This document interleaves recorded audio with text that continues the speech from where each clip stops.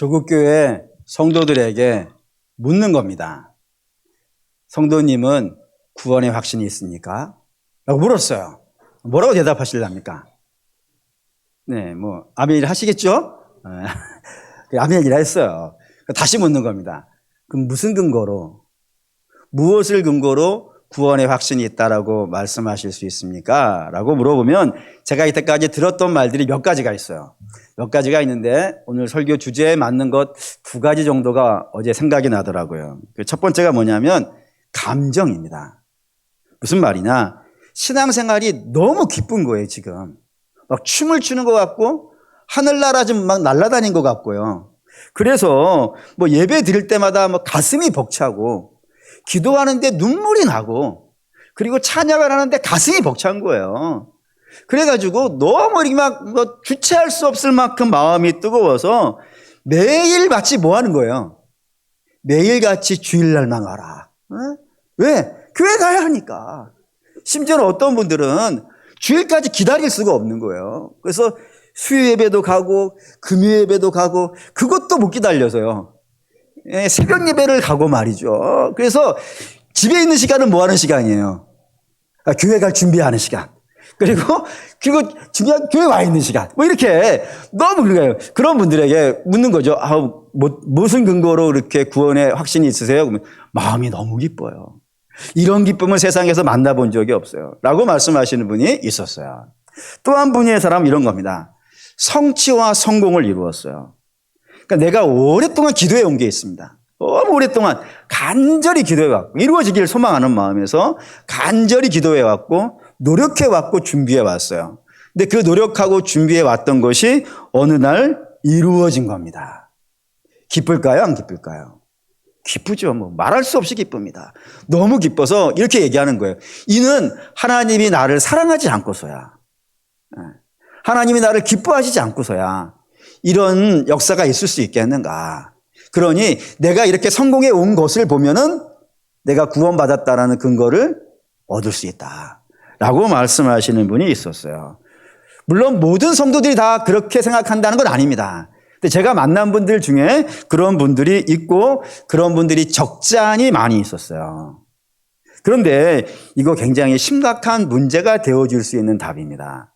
왜 그러냐면은 여러분 사람의 감정이라는 게 지속될 것 같습니까?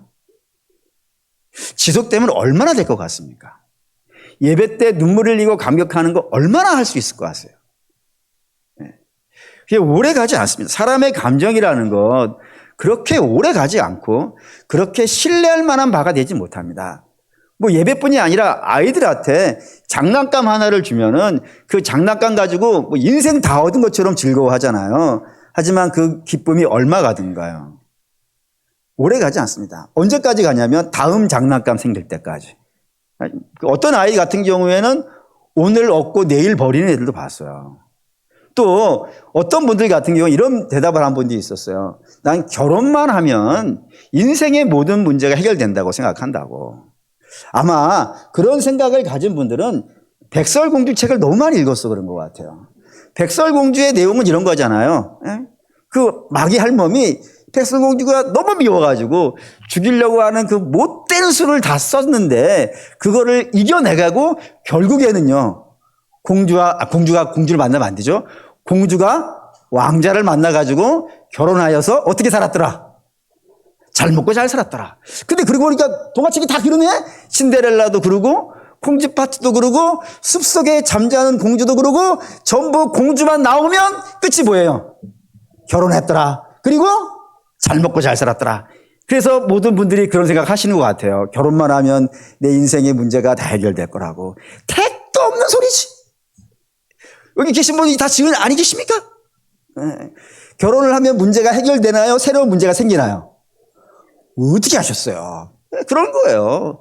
그래가지고 그걸 모르니까 결혼만 하면 다 해결될 줄 알았는데 그 문제가 여전하고 더 문제가 생기니까 실망해서 이혼하는 부부들이 적잖이 있어요.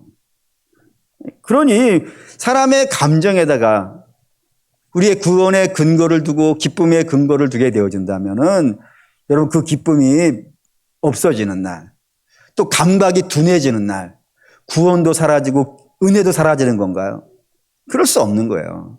근데 성공과 성취도 마찬가지라 이겁니다. 여러분들도 기도하시는 분들이겠지만 기도하신 것 중에서 하나님이 들어주신 것이 몇 가지나 되던가요? 까놓고 이야기해서 저만 해도 하나님이 안 들어주신 게 적잖이 많아요. 정말 생명을 걸고 기도한 것도 안 들어진 게 있어요. 뭐 예를 든다면은 제가 여러분에게 종종 말씀드리지만 우리가 전 세계까지는 못 가더라도 저는 최소한 우리 교회에서는 제가 믿음이 제일 좋다고 생각을 해요. 동의하시죠? 무조건 좋아야 돼요. 안 좋으면은 여러분들은 여러분보다 못한 사람에게 배우는 거 아니겠어요? 그러니 제가 제일 좋아요. 그리고 사실은 저는 인생을 여기다 걸었으니까. 목숨을 걸었으니까 제가 제일 좋다고 저는 스스로 자부하고 확신하는 사람인데 그러니 기도를 오직 세게 했겠습니까? 그래서 제가 이런 기도를 했어요. 하나님, 제가 욕심 부리지 않습니다. 더도 바라지 않습니다. 내가 70만 명 안 원합니다, 저는. 성도 70만 명 있는 교회가 있다는데 저 안 원합니다. 그냥 소탈하게 한 만 명만 주십시오. 그것도 원래 10만 명에서 깎은 거예요, 여러분. 많이 10만 명에서부터 깎아와가지고 만 명이 된 거예요. 얼마나 열심히 기도했겠어요. 한번 깎을 때마다 1000명씩 깎았으니까 엄청 깎은 거예요. 근데 들어졌나요? 들어진 것 같기도 하고 아닌 것 같기도 해요. 왜냐하면 여러분 한 분이 1000명 아닙니까? 1000명이 한 명입니까? 한 명이 1000명입니까? 헷갈려요. 뿐이 아니라 사실 저는 원래 목사를 할 생각을 갖고 있었던 사람은 아닙니다. 저 원래 고등학교 때는 나름 우리나라에서 명문대학이라는 대학을 가려고 그러니까 긴장한 것 같죠? 굉장히 해야 돼요. 그런데 가려고 준비하고 몇 번을 시험을 봤는데 불구하고 안 됐죠. 근데 그때 하나님께 기도한 게 이거였어요. 하나님, 그 대학에 제가 지금 몇 번째 하고 있는데 한 번만 합격시켜 주시면 제가 인생을 걸겠습니다. 하나님께. 근데 그게 안 됐어요. 근데 저는 지금 인생을 걸고 있는 거예요. 그럼 내가 손해본 건가요? 하나님이 손해본 건가? 어쨌든 그렇다 이거예요. 정말 목숨 걸고 기도한 것들 탐욕이어서 그런가? 어쨌든 저는 탐욕이 아니라 마땅히 하나님께 제가 열심히 기도하면 될 줄 알았었는데 안 된 것들이 있어요.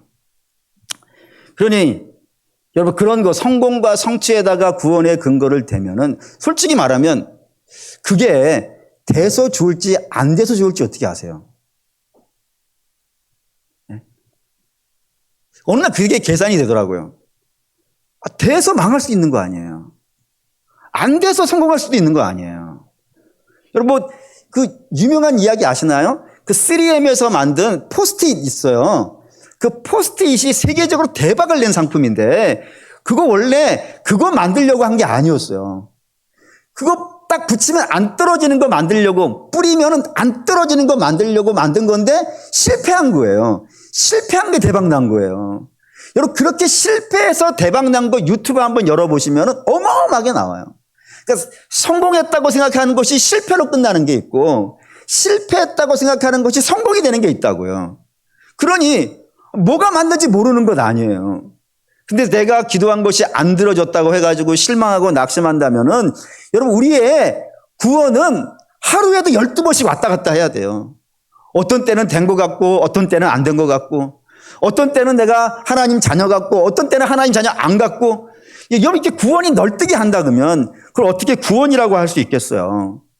그런 데다가 우리의 구원의 근거를 두면은 안 되는 겁니다. 그럼 어디에다가 구원의 근거를 둬야 될까요? 성경은 어디에다가 너희의 구원의 근거를 두라고 할까요? 그게 로마서 8장 5절 6절입니다. 읽겠습니다.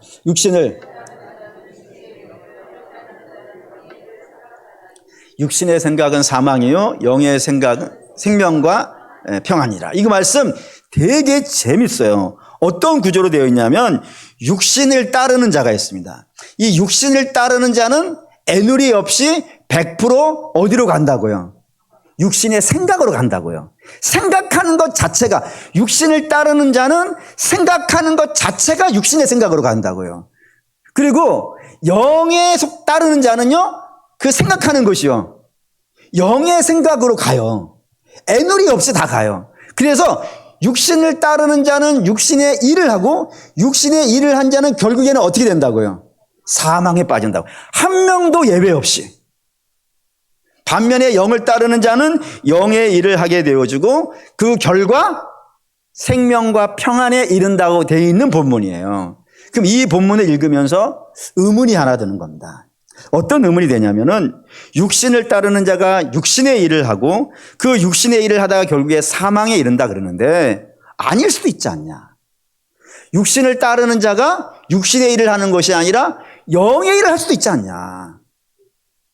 그래가지고 생명과 평안에도 이룰 수 있지 않겠는가. 만에 하나라도 이룰 수 있지 않겠는가. 그런데 아예 그 길이 아예 없다 이러는 거잖아요. 아예 없다. 아예 없다라고 단정 짓고 그 결과를 사망으로 끌어내는 것은 너무 부당한 것 아닌가 라고 물어보실 수 있다 이겁니다. 그래서 여러분도 한번 좀 생각을 해보시죠. 육신을 따르는 자가 영의 일을 할 수 있을까요? 성경은 그에 대해서 단호하게 이야기합니다.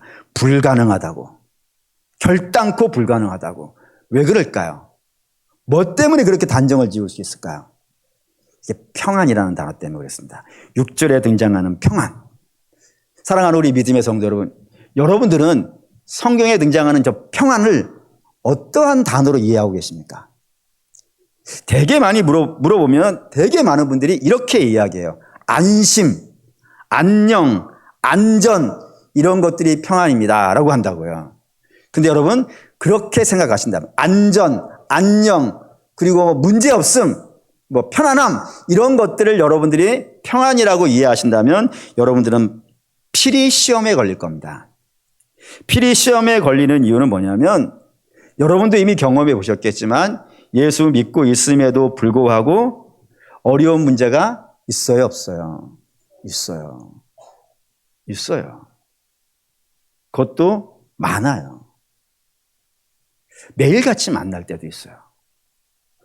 어떤 때는 이 문제를 만나고 어떤 때는 저 문제를 만나고 어떤 때는 하나 끝냈더니 하나가 다시 오고요. 어떤 때는 하나를 끝냈더니 여러 개가 함께 오는 그런 일도 적지 않이 있어요. 그래서 어떤 때는 성도인데 분명히 구원받은 성도인데 그날 밤을 눈물로 밤을 새워야 되는 속상하여 땅을 치면서 괴로워해야 되는 그런 일들도 여러분 있어요. 그때 구원 안 받은 건가요? 만약 평안을 우리가 육신에 문제 없는 것 정도로 이해하신다면은 성도로서 이 땅에서 이런저런 문제 만나면은 여러분들은 구원 안 받으신 분이 되는 건가요? 라는 질문이 돼요.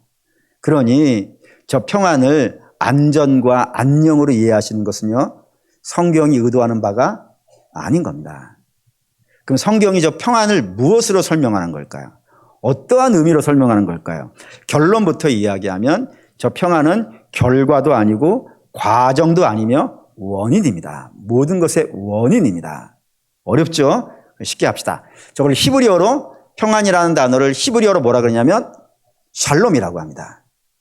근데 그 샬롬이라고 하는 뜻은 문제와의 해결이 아니에요. 문제의 해결이 아니에요. 상황과의 안전이 아니에요. 저 샬롬이라는 단어는 하나님과의 평안이에요. 하나님과의 관계가 회복되는 것을 샬롬이라고 한단 말이에요. 이걸 생각하시면서 한번 여러분 설교를 들어주시기 바랍니다. 이제부터 말씀드린 것은 죄가 어떠한 과정을 거쳐서 사망에 이르게 되는지를 말씀드리려고 합니다. 이런 식입니다. 죄는 뭐라고요? 하나님과의 단절이에요. 그러면 하나님과 단절된 사람은 이제부터 어떻게 살아야 돼요? 자기가 주인되어 살아야 돼요. 자기가 자기 인생에 책임을 져야 되고 자기의 삶의 책임을 져야 되고 자기 영혼의 책임을 져야 돼요. 그런데 문제는 사람은 자기의 인생과 자기의 삶과 자기의 영혼에 책임을 질 만큼 능력 있는 사람이요? 없어요. 얼마나 없냐면 우리 이미 경험해 봤어요. 코로나 같은 눈에 보이지도 않는 질병이라고요. 그런 질병이 이 세상에 나타나니까 전 세계가 스톱을 해요. 그걸 해결을 못 해가지고 전 세계가 스톱을 시켜버릴 수밖에 없는, 병을 이길 수 있는 장사는 없어요. 뿐만 아니라 인생의 풍파도 많죠. 여러분, 인생의 풍파라는 게 굉장히 재밌어요. 제가 인생의 풍파가 얼마나 재밌는 것인지를 알았냐면은 이런 겁니다. 저는 아시다시피 육군 방위 출신입니다.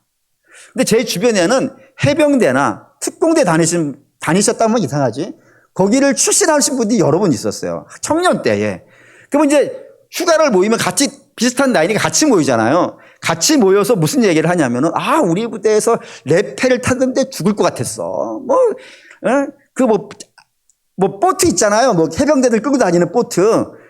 그 보트가 얼마나 무거운 줄 알아? 막 저한테 얘기하는 거예요. 그러면 제가 알겠어요? 모르겠어요? 모르지, 나는. 모르니까. 너 몰라? 그랬더니 너는 군대도 아니야? 그러는 거예요. 그래서 기가 막혀가지고 아니야, 나도 엄청 힘든 게 있어. 그랬죠. 그래서 뭐가 힘들어? 그랬더니 제가 가는 부대를 가려면 2개의 대학을 지나가야 돼요. 하나는 서울여대, 하나는 육군사관학교. 근데 재밌는 게 뭐냐면 토요일 날 육사 학생들이 외출을 하거든요. 정복 딱 입고 회색 딱 입고 줄 서가지고 쫙 나오는데 그 애들이 버스에 탁 타잖아요. 그러면 서울여대 애들이 같이 타요. 그런데 방위병들이 퇴근하는 시간에 서울여대 안 타요. 그 멸시함을 아십니까? 너는 그런 멸시를 받아봤어? 안 받아봤지? 그러면 군대 다녔단 말 하지 마. 그렇죠, 제가. 네. 그래서 제가 그때 얻은 결론이 이거예요. 남이 걸린 암보다는 내가 걸린 감기가 더 힘들어요. 그러니까 여러분, 고통이라는 거는 기준이 없어요, 기준이. 내가 힘들면 고통인 거예요. 내가 속상하면 속상한 거예요. 그럼 누가 갖다 그걸 세다, 약하다 말할 수 있겠어요? 그건 아무도 할 수 없단 말이에요. 근데 그런 문제들이 인생에는 수도 없이 온단 말입니다. 그때 그걸 해결을 못 해요. 뿐이 아니라 우리는 내일 일을 알아요, 몰라요? 몰라요. 내일 일은 고사하고 5분 후의 일도 몰라요. 그래서 어쩌면 우리는 매 순간이 위험해, 매 순간이.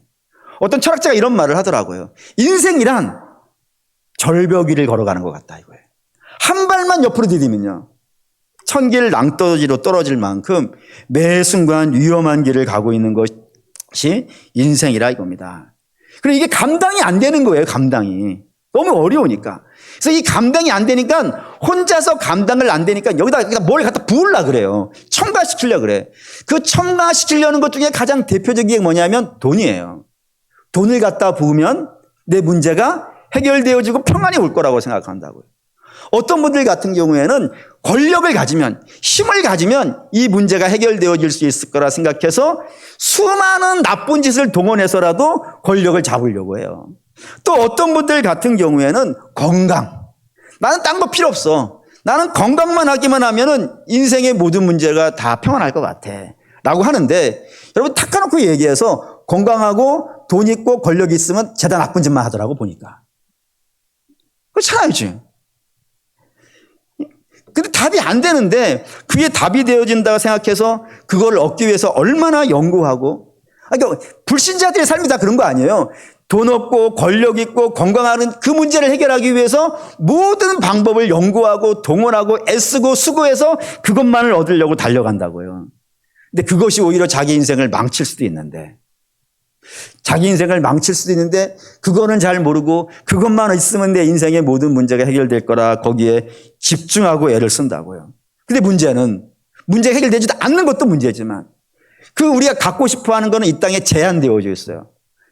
널브러져 있지 않아요. 내가 원하는 만큼 가질 수 없어요. 그래서 그걸 가지려면 반드시 경쟁이라는 걸 또 해야 돼요. 그 경쟁을 해가지고 누군가를 이겨야 가질 수 있어요. 그러니까 치열하게 싸워야 돼. 치열하게 싸우면 거기에 무슨 평안이 있겠어요.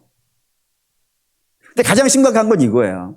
그렇게 이 땅에 있는 것만 갖기 위해서 주구장창 연구하고 애쓰면 결국에는 영적인 대비를 할 수 있겠어요? 없겠어요? 사람은 다들 24시간밖에 못 살아요. 그 24시간 주어진 인생에서 육신의 문제만 해결하기 위해서 주구장창 뛰어다닌다면 하나님과 단절되어져 있는 것도 뭐 말할 것도 없지만 하나님 나라를 준비할 수 있는 믿음도 만들어낼 수 없을 것 아니겠어요? 결국에는 점점점 더 멀어지는 거예요. 더 멀어지다가 결국에는 어느 날 갑자기 하나님 심판대 앞에 서 있는 자기를 보게 될 거예요. 느닷없이 와 있는. 나는 이 땅에 영원할 줄 알았었는데 어느 날 느닷없이 와 있는 하나님의 심판대가 보일 것이고 그 심판대 앞에서 그가 얻을 수 있는 결론은 뭐밖에 없겠어요? 사망인 거예요. 그게 불신자의 삶입니다. 이 땅 거 추구하다가 하나님 심판대 앞에 서서 심판을 받는 하나님 없는 자들의 특징이에요. 그러면 반면 성도는 그 반대가 되겠죠. 성도는 반대라는 건 물론 저들이 죄가 없다는 건 아닙니다. 저들도 물론 죄 있는 자들이고 하나님과 단절되어진 자이며 하나님과 불화한 자예요. 그런데 그 불화가 어떻게 된 거예요? 회복이 된 거예요. 할렐루야. 회복이 된 거예요. 어떻게 해서요? 로마서 5장 8절, 로마서 5장 10절 읽겠습니다. 곧 화목하게 되었은즉 화목하게 된 자로서는 더욱 그의 살아나심으로 말미암아 구원을 받을 것임이라 했습니다. 여기 예수 그리스도로 말미암아 원수 관계가 청산이 되었다고요. 왜냐하면 우리 주님이 우리의 죄를 짊어지시고 하나님이 징벌을 받으셨다 이겁니다. 그러니까 하나님 우리에게 내리실 벌이었어요. 우리에게 내리실 벌이었는데 그 벌을 예수 그리스도가 대신 다 받으셨다고요. 그 진노의 잔을 남김없이 드셨다고요. 그렇기 때문에 하나님이 우리에게 쏟아부어야 될 진노가 남았다 안 남았다? 안 남았다 이거예요. 안 남았다. 다 끝나버렸다고요. 이거 일사부재리라고 할 수 있어요. 똑같은 처벌을 두 번 내리지 않는 거예요. 하나님이 당신이 내려야 될 처벌을 아들에게 다 내려버렸기 때문에 당신의 택한 백성에게는 내릴 벌이 없어요. 대신 뭐가 생긴 거예요? 화목하게 된 거예요. 원수되었던 관계가 화목하게 되었다고요. 그래서 하나님이 누가 되는 거예요, 이제? 전에는 원수였다니까 하나님이 우리의 원수이고 우리가 하나님의 원수예요. 원수 관계였었는데 이 원수 관계가 청산이 되어지고 이제 하나님과 우리 관계가 화목하게 됐다고요. 화목하게 되었으니까 뭐가 될 수 있는 거예요? 하나님은 우리의 아버지, 우리는 자녀가 됐다 이겁니다. 그렇게 되어지면 그게 평안이에요. 성경이 말하는 그게 원인이라고요. 이 평안이 되어지면 그 뒤에 나오는 결과들이 있어요. 결과 봅시다. 결과 중에 가장 대표적인 게 시편 23편입니다. 근데 시편 23편을 이해하는 데 있어서 아주 중요한 식구가 4절에 있어요. 4절을 의외로 많은 분들이 이해를 못해. 읽어봅시다. 내가 골짜기를 다닐지라도 해를 두려워하지 않을 것은 주께서 나와 함께 하심이라. 주의 지팡이와 막대기가 나를 안위하시나이다. 여기에 이 시편 23편을 이해하는 데 가장 중요한 식구는 내가 사망의 음침한 골짜기에 있다는 겁니다. 사랑하는 우리 믿음의 성도 여러분, 성도의 삶에 문제없는 삶은 없어요. 물론 좋은 때가 없는 건 아닙니다. 좋은 때가 있기는 있어요. 하지만 그것이 항상은 아니고 우리의 인생에는 때때로 굉장히 많은 어려움이 있고 힘듦이 있어요. 오랫동안 준비해온 시험이 떨어지는 경우도 있고 잘 되었던 사업이 갑자기 안 돼서 어려워지는 일도 있고요. 평소 말 잘 듣던 자녀들이 어느 날 갑자기 말을 안 들어서 속을 박박 썩이는 경우도 있고 어떤 때는 부부간에 심각한 문제가 생겨서 우울증이 생기는 경우도 성도의 인생에도 있어요. 근데 그런 것만 있는 게 아니고 이런 것도 하나 있더라고요. 사도행전 12장 1절에서 5절 보겠습니다. 읽겠습니다. 그때에 손을 들어 교회 중에서 몇 사람을 헤아려 하여 요한의 형제 야고보를 칼로 죽이니 유대인들이 이 일을 기뻐하는 것을 보고 베드로도 잡으려 할새 때는 무교절 기간이라. 잡음에 옥에 가두어 군인 4씩 4패에 맡겨 지키고 6월절 후에 백성 앞에 끌어내고자 하더라. 이에 베드로는 옥에 갇혔고 교회는 그를 위하여 간절히 하나님께 기도하더라. 이게 뭔 말이냐면 헤롯은 유대인들의 왕이에요. 그런데 유대인의 왕이 되기에는 자격이 미달이에요. 왜냐하면 율법에 이스라엘의 왕은 누구만 할 수 있냐면은 너희 형제 중에서예요. 너희 형제, 유대인에게서 유대인 왕이 나와야 되는데 저 헤롯은 유대인이 아니에요. 에서의 후손이에요. 유대인, 야곱의 자손이 아니란 말이에요. 그러니까 왕이 될 수 없는데 로마가 임명을 해준 거예요. 그런 유대인과 늘 트러블이 있었어요. 근데 어느 날 이 헤롯이 야고보 사도를 죽여버렸어. 그랬더니 유대인들이 어떻게 한 거예요? 좋아하는 거예요. 나를 좋아해. 처음으로 나를 좋아해. 항상 안 좋아했는데 저 야고보 하나를 죽였더니 다 좋아해? 그래? 그럼 내가 인기는 어떻게 해야 되는 거예요? 더 얻어야지. 그래서 내가 인기를 얻기 위해서 이번에는 누구까지 죽여주겠다. 베드로도요. 그러니까 베드로는 죽어야 될 이유가 없는 거예요. 헤롯이 인기를 위해서 죽게 되어져 있는 상황이라고요. 그러니 이런 문제가 여러분 심각한 것 아니겠어요. 어려운 거예요. 사망이 음침한 골짜기예요. 근데 이런 음침한 골짜기에 있음에도 불구하고 믿음의 사람들은 근심하지 않는 거예요. 왜 근심하지 않느냐? 그게 시편 23편 1절이에요. 읽읍시다. 여호와는 나의 목자시니 내게 부족함이 없으리로다. 이 말씀이 놀랍지 않습니까? 이걸 왜 안 놀라울까요? 이거 원래 놀라워야 돼요. 왜냐하면 여호와는 나의 목자가 원래 아니니까.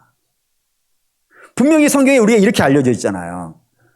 우리는 죄인이고 하나님과 단절되어져 있으며 하나님의 원수라고요. 그 목자가 아니지. 근데 여호와는 나의 목자라 이거예요. 이 관계가 된 거예요. 이 관계가 뭐예요? 그게 평안이에요, 이게.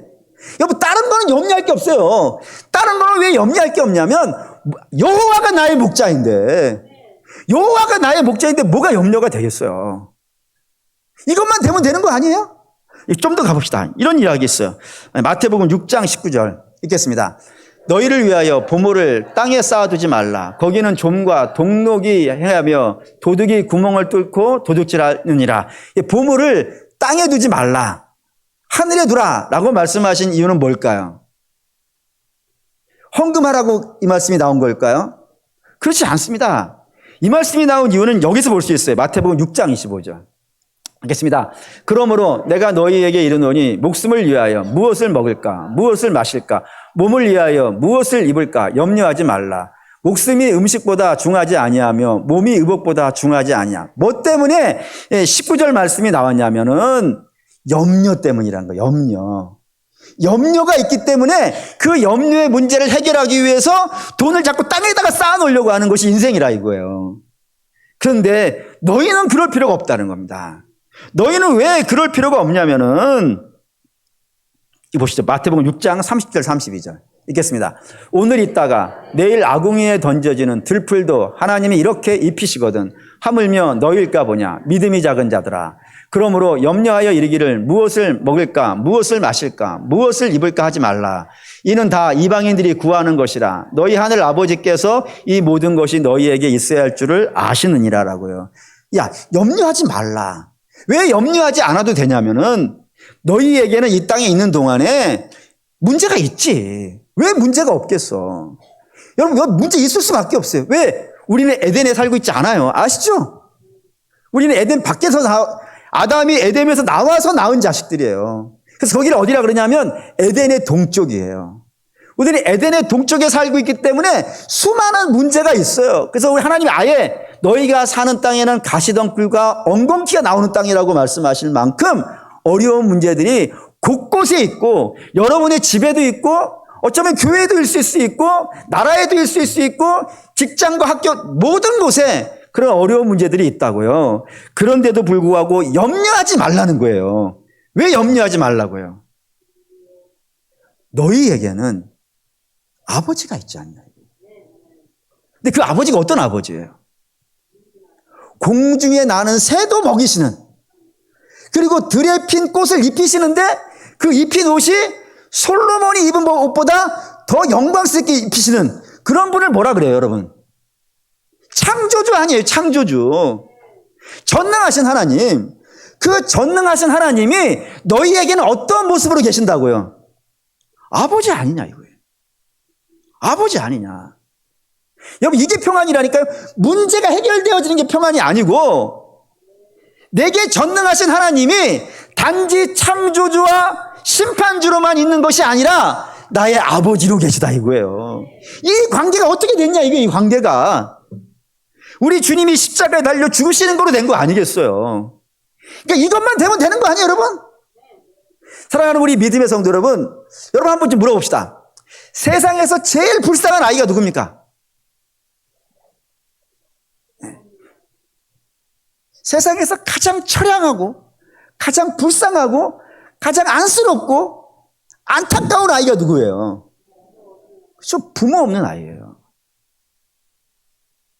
물론 병들고 시험 떨어지고 안타깝지.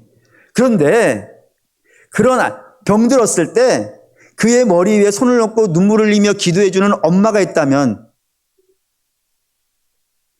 부모 없는 게 가장 슬픈 거예요, 여러분. 천혜의 고와 이보다 더 무서운 말이 없고 사고 뭉치만큼 나쁜 말이 없어요. 그런데 우리는 더 이상 사고 뭉치가 아니라니까, 여러분. 우리가 뭘 해서가 아니잖아요.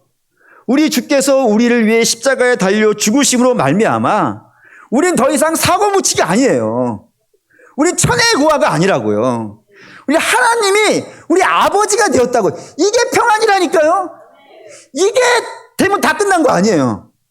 이것이 문제이지 이게 되면 다 된 거 아니겠어요. 그렇다 이겁니다. 그럼 어떻게 다 되느냐. 이왕 나온 거 이것도 하시죠. 하나님 어떻게 끌고 가시냐. 두 가지로 끌고 간다고 되어 있어요. 첫 번째는 뭐냐면은 하나님과의 관계가 회복되어진 자들은 하나님을 묵상하기 시작해요.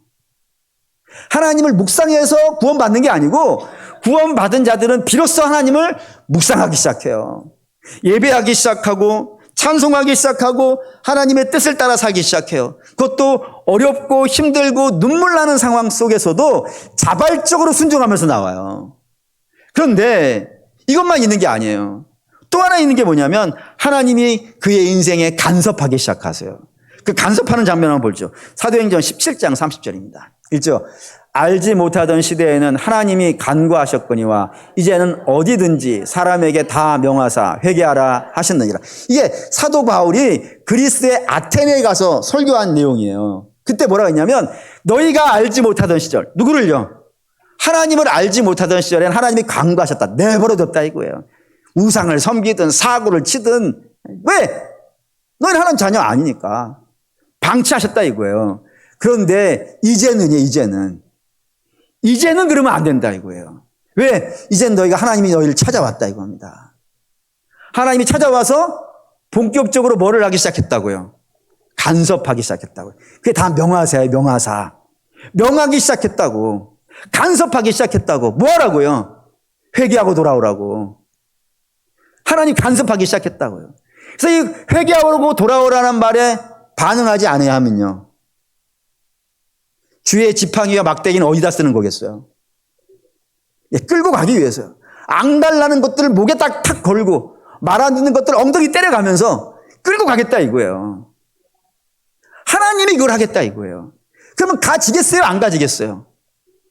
아니 목동이 해도 간다니까요. 근데 전능하신 하나님이 지팡이와 막대기로 탁 걸어가지고 끌고 가는데 안 가냐 이거예요. 그러니까 구원의 근거가 성경은 다 어디에 있다 그러는 거예요. 우리의 상황과 환경의 구원의 근거가 있는 것이 아니고 우리가 기쁘냐 안 기쁘냐 성공했느냐 성공 안 했느냐 이런 데다가 구원의 근거를 두고 있는 것이 아니라 원수 되었던 하나님이 이제 너희의 아버지가 되었고 너희의 목자가 되었으니까 그분이 너희를 끌고 간다 이거예요. 구원의 근거가 뭐예요 여러분? 하나님과의 나의 관계가 회복됐다 이거예요. 예수 그리스도로 말미암아 하나님과의 나의 관계가 회복됐다 이겁니다. 그러면 이 얘기 다시 이야기할 수 있는 거예요. 육체를 따르는 자는 육신의 일을 할 수밖에 없고 사망에 갈 수밖에 없는 것은 그들에게 뭐가 없으니까 목자가 없다 이거예요. 그들에게는 아비가 없다 이거예요. 그러니까 그리 가는 거예요.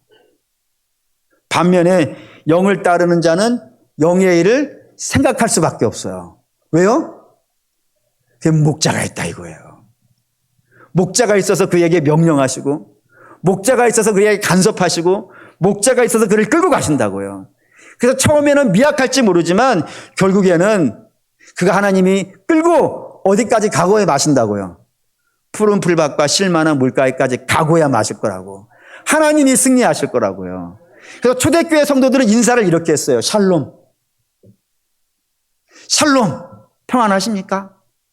그때의 그 평안이 어젯밤에 안녕히 주무셨습니까요? 아니에요. 그들은 안녕하지 않아요, 지금. 핍박받고 있고, 도전받고 있고, 공격당해서 어떤 이들은 산으로 도망가고, 어떤 이들은 토굴로 도망가고, 어떤 이들은 짐승에 붙잡혀가고, 이런 것들이 비일비재하게 일어나는 곳이 있단 말이에요. 거기에 어떻게 안녕하심이 있을 수 있겠어요. 그런데도 불구하고 샬롬이라고 얘기하는 거예요. 왜요? 그게 중요한 게 아니야. 우리에게 중요한 것은 너 하나님하고 안녕해? 이 상황에서도 하나님과 안녕해? 그럼 하나님이 너의 목자야. 그럼 하나님이 너의 목자면 나머지는요, 염려할 거 없어. 우리 하나님 반드시 승리하실 거야. 이렇게 간다 이거예요. 그러니 우리는 이때까지 평안을 어떤 결과로 이해한 거예요. 성경은 결과가 아니라 그 결과를 만들어낼 수 있는 원인이 되었냐 이거예요. 사랑하는 여러분, 그러니 이제 구원의 확신 물었습니다. 구원의 확신이 무엇입니까? 그럼 여러분 기쁨, 여러분 마음에 두지 마시고요. 여러분 상황에 두지 마시고 구원의 근거가 무엇입니까? 하시면 하나님이 내 아버지입니다. 더 이상 뭐가 필요합니까? 더 딴 게 필요합니까? 전능하신 하나님이 내 아버지입니다. 우리 주님이 십자가에 죽으심으로 그 일을 이루어내셨습니다. 할렐루야. 끝! 예. 진짜 끝입니다. 결단하시죠.